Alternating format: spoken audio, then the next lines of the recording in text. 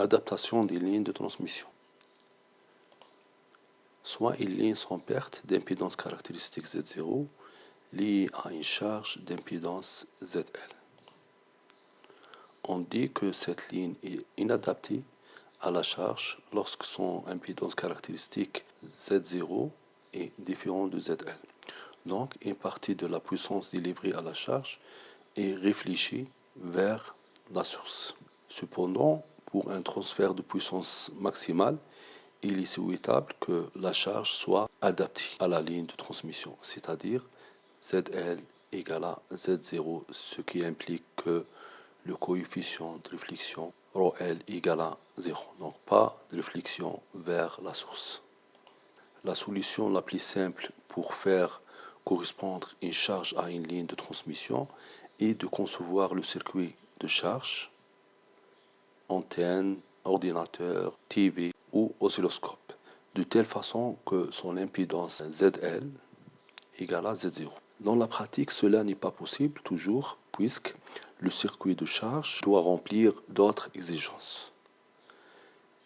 Une solution alternative consiste à placer un réseau d'adaptation d'impédance entre la charge et la ligne de transmission, de telle façon que l'impédance d'entrée de ce réseau Zin égale à Z0.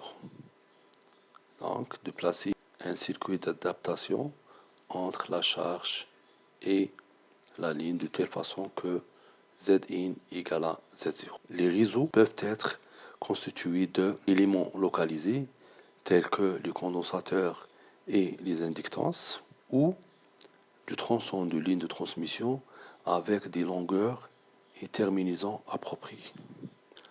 On va voir maintenant comment adapter une ligne de transmission par une ligne cardante.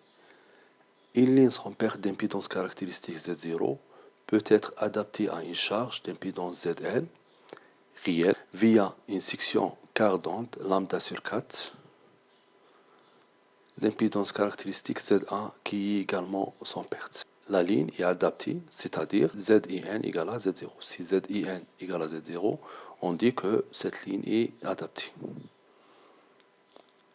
L'impédance d'entrée de la ligne est donnée par cette expression. Si L égale à lambda sur 4, implique bêta L égale à pi sur 2, donc tangente pi sur 2 tend vers l'infini. On obtient Zin égale à ZA au carré sur ZL. La ligne est adaptée si Zin égale à Z0, donc ceci implique que Zin égale à ZA au carré sur ZL égale à Z0. Donc, Zin égale à la racine de Z0 fois ZL. Finalement, une ligne sans perte d'impédance caractéristique Z0 peut être adaptée à une charge d'impédance ZL réelle par une ligne de longueur L égale à lambda sur 4 et d'impédance caractéristique ZA égale à Z0 fois ZL. Exemple, on cherche d'adapter un câble d'impédance caractéristique Z0 égale à 75 ohms à un câble d'impédance caractéristique Z0' égale à 50 ohms. En utilisant l'adaptation avec une ligne cardante, c'est-à-dire on place une petite ligne de longueur L égale à lambda sur 4 et d'impédance caractéristique ZA qui égale à la racine de Z0 fois Z0', donc égale à 61,24 ohms entre les deux câbles. Voilà l'adaptation cardante. Deuxième type d'adaptation, c'est l'adaptation par stub parallèle. Il s'agit d'ajouter une portion de ligne de longueur D en parallèle avec la ligne de transmission à une distance L de la charge.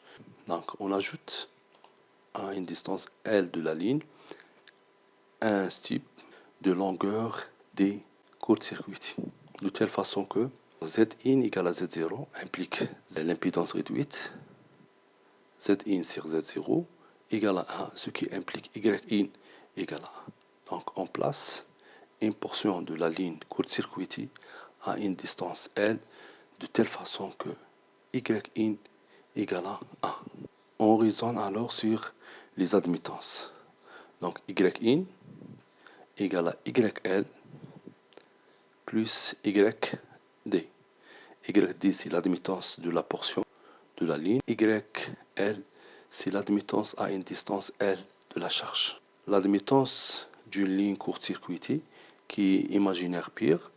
Donc YT égale à moins G cotangente BD égale à moins G BT. De ce fait, l'admittance YL doit être YL égale à 1 plus G BD, puisque pour avoir une somme qui égale à 1. En utilisant la bague de Smith pour déterminer L et D. L'exemple suivant montre les étapes à suivre à cet effet. Soit une ligne de transmission sans perte d'impédance caractéristique 50 ohms se termine par une impédance de charge ZL égale à 17,5 moins J 55 ohms. Trouver l'emplacement L et la longueur D du tronçon de la ligne court-circuitée à connecter en parallèle pour avoir une adaptation d'impédance. Étape 1, déterminons YL et L. Premièrement, on place l'impédance normalisée ZL sur la barre de Smith. Donc ZL égale à ZL sur Z0 égale à 0,35 moins J 1,1. Donc voilà la barre de Smith. On place ce point. Donc 0,35 partie réelle moins J 1,1. Voilà le point ZL. Deuxième étape, sur l'échelle le plus externe qui représente le déplacement sur la ligne. Voilà. Une rotation complète sur la barre correspond à un déplacement de lambda sur 2 sur la ligne. Le point A est situé à ce point est situé à 0,363 lambda sur l'échelle. Voilà. Si on trace une ligne entre 0 et A, voilà, cette ligne correspond à un déplacement de 0,363 lambda. L'admittance de charge normalisée est située au point B, c'est le point diamétralement opposé du point A. De ce fait, YL, on trouve YL égale à 0,26 plus 0,43, c'est le point B est situé à 0,113 lambda. On localise le point C à l'intersection entre le cercle d'origine O et de rayon OB et le cercle R égale à 1. Voilà le cercle réel, la partie réelle égale à 1.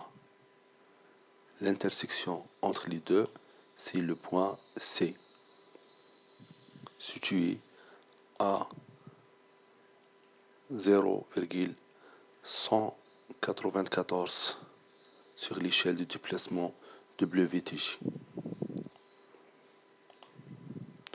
La différence de déplacement entre C et B, la différence de déplacement entre C et B, c'est-à-dire C moins B, égale à L. Voilà, L, donc L égale à 0,081 lambda. Donc YL égale à 1 plus J 2,4 se trouve à une distance L égale à 0,081 lambda de la charge. On passe maintenant à la détermination de YT et D. Le strip est court-circuité, c'est-à-dire ZL égale à 0, implique YL égale à l'infini, qui correspond au point D. Voilà le point D. Sur la bague, on lit 0,25 lambda sur l'échelle de déplacement WTJ. Puisque YL égale à 1 plus J 2,4, ceci implique que YD égale à moins J fois 2,4, puisque la somme des deux égale à 1. YD situé au point E, qui est l'intersection entre le cercle réel de ρ égale à 1, voilà le cercle réel de ρ égale à 1, et le cercle imaginaire de B égale à moins 2,4. Voilà le B égale à moins 2,4. 2,4. Voilà. E, c'est l'intersection entre ce cercle et le cercle imaginaire de B égale à moins 2,4. Donc on lit sur l'échelle 0,313 lambda. On passe du point D au point E, la différence entre les deux points est D. Donc D égale à 0,313 lambda moins 0,25 lambda égale à 0,063 lambda. Finalement, donc, la ligne est adaptée par un style parallèle court-circuité de longueur D égale à 0,063 lambda se trouve à une distance de la charge qui égale 0,081 lambda. Merci pour votre attention.